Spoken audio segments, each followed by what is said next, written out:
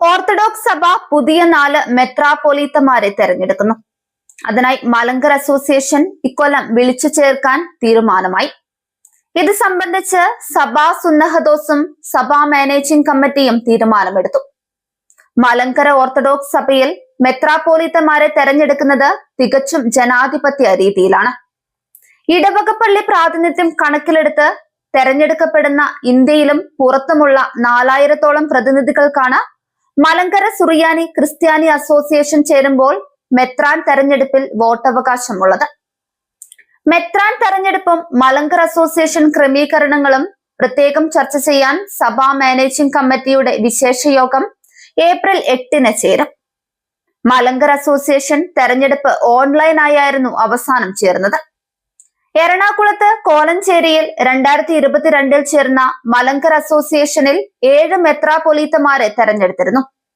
Malankara association അംഗങ്ങളിലെ അൽമായ വൈദിക പ്രതിനിധികളുടെ വെവ്വേറെ 50% വീതം വോട്ട് നേടണം. അതിനുശേഷം കിട്ടുന്ന വോട്ടുകളിൽ ഭൂരിപക്ഷം നോക്കിയാണ് മെത്രാനായി തെരഞ്ഞെടുക്കുന്നത്. ആ ഭൂരിപക്ഷത്തിൽ ഏറ്റവും കൂടുതൽ മുതൽ താഴോട്ട് 4 പേരെയാണ് ഇപ്പോൾ തെരഞ്ഞെടുക്കുക. ഇപ്പോൾ 3998 അംഗങ്ങളാണ് മലങ്കര അസോസിയേഷനിലുള്ളത്. മെത്രാന്മാരായി മത്സരിക്കുന്നവരുടെ യോഗ്യതയും വയസ്സുമൊക്കെ ഇനിയേ തീരുമാനിക്കുകയുള്ളൂ.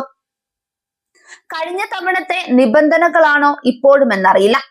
മാറ്റങ്ങൾ ഉണ്ടാകാനും സാധ്യതയുണ്ട്. ഇപ്പോഴത്തെ അസോസിയേഷൻ അംഗങ്ങളുടെ കാലാവധി അടുത്ത വർഷം അവസാനിക്കും. അപ്പോൾ ഓർത്തഡോക്സ് സഭയിൽ പുതിയ ഭദ്രാസനങ്ങളിൽ ഉൾപ്പെടെ 4 ഒഴിവുകളാണുള്ളത്. യഥാർത്ഥത്തിൽ ഈ 4 പേരെ തെരഞ്ഞെടുത്താൽ പോരാ, കുറഞ്ഞത് 7 പേരെയെങ്കിലും തെരഞ്ഞെടുക്കേണ്ടതായിരുന്നു. ഇപ്പോൾ മെത്രാപ്പൊലീത്തമാരായിരിക്കുന്ന പലർക്കും വിരമിക്കാൻ സമയമായി. സ്വയം വിരമിക്കാൻ ആഗ്രഹിക്കുന്നവരുമുണ്ട്. ഇതെല്ലാം കൂടി കണക്കിലെടുത്താൽ ഏറ്റവും കുറഞ്ഞത് 7 പേരെയെങ്കിലും തെരഞ്ഞെടുക്കണം. അതുപോലെ മുൻകാലങ്ങളിലെ പോലെ നിയുക്ത കാതോലിക്കായെയും തെരഞ്ഞെടുക്കേണ്ടതാണ്.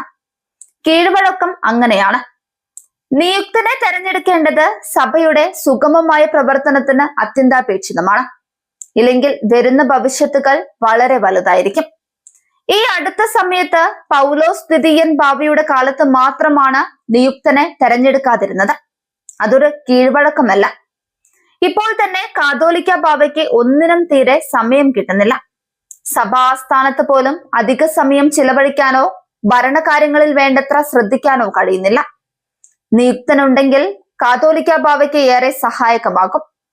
ദേവലോകത്ത് ആരെങ്കിലും ഒരാൾ എല്ലാ സമയത്തും ഉണ്ടായനെ. ലോകത്തിന്റെ പല ഭാഗങ്ങളിൽ നിന്നും ഓരോരോ ആവശ്യങ്ങൾക്കായി ദേവലോകത്തെത്തുന്ന വിശ്വാസികൾക്ക് പലപ്പോഴും കാതോലിക്ക ബാവയെ ഒന്ന് കാണാൻ സാധിക്കുന്നില്ല. മുൻകൂട്ടി സമയം നിശ്ചയിക്കാതെ ആർക്കും കാണാനും സാധ്യമല്ല. കൂടിക്കാഴ്ചയ്ക്ക് സമയം ചോദിക്കാമെന്ന് വെച്ചാൽ കാതോലിക്ക ബാവ ദേവലോകത്ത് കാണുകയുമില്ല. ഈ ബുദ്ധിമുട്ടുകളൊക്കെ മാറിക്കിട്ടും നിയുക്തനെ തെരഞ്ഞെടുത്താൽ. ബാവയ്ക്ക് ഭരണപരമായ പല ജോലികളും നിയുക്തനെ ഏൽപ്പിക്കാം. ഇപ്പോൾ ആരോഗ്യം പോലും മറന്ന് രാപ്പകലോടുകയാണ് കാതോലിക്ക ബാവ. പള്ളികളിലൊക്കെ വിളിക്കുമ്പോൾ ബാവയ്ക്ക് പലപ്പോഴും പങ്കെടുക്കണമെന്ന് ആഗ്രഹമുണ്ടെങ്കിലും സമയക്കുറവ് മൂലം സാധിക്കുന്നില്ല. നിയുക്തനുണ്ടെങ്കിൽ ആവക കാര്യങ്ങളിൽ ഒരു തീരുമാനമെടുക്കാൻ സാധിക്കുമായിരുന്നു. ഇപ്പോഴും ദേവലോകത്ത് ബാവായോ നിയുക്തനോ ആരെങ്കിലും ഒരാൾ ഉണ്ടാകുമായിരുന്നു. സുന്നഹദോസ് എന്തുകൊണ്ട് നിയുക്തനെ എടുക്കാൻ തീരുമാനിക്കുന്നില്ല എന്നാണ് വിശ്വാസികളുടെ ചോദ്യം. അതിനാൽ അടുത്ത സുന്നഹദോസിലെങ്കിലും നിയുക്ത കാതോലിക്കായെ തെരഞ്ഞെടുക്കാനുള്ള നടപടികൾ സ്വീകരിക്കണം.